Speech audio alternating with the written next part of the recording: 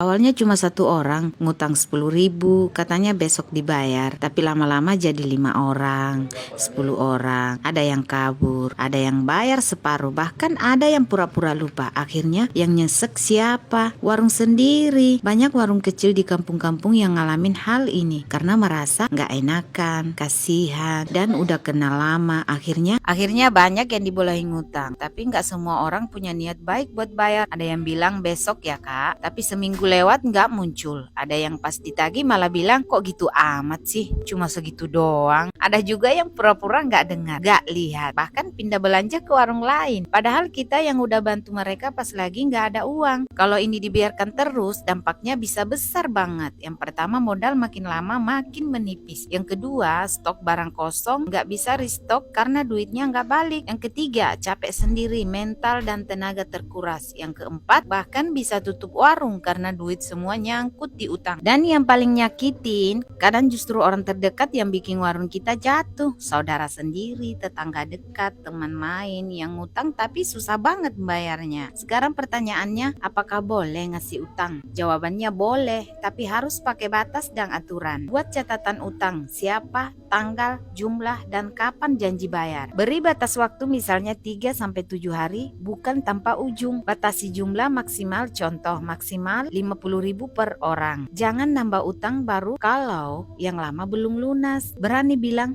tidak, misalnya maaf ya, stok lagi mepet, belum bisa utang dulu. Kita bantu orang boleh, tapi bukan sampai usaha sendiri jadi korban. Ingat, kalau warung tutup, mereka juga nggak bisa ngutang lagi kan. Warung itu bukan cuma tempat jualan, tapi tempat kita cari nafkah buat keluarga. Kalau utang terus dibebaskan, akhirnya bukan cuma modal yang habis, tapi juga semangat dan tenaga kita. Jadi mulai sekarang belajar tegas, bukan pelit. Kita bisa tetap baik tanpa harus terus dimanfaatkan. Kamu pernah ngalamin hal yang sama? Ceritain di komentar yuk, biar kita bisa saling belajar dari pengalaman satu sama lain. Dan jangan lupa share ke teman sesama pedagang biar makin sadar pentingnya jaga sistem utang di warung.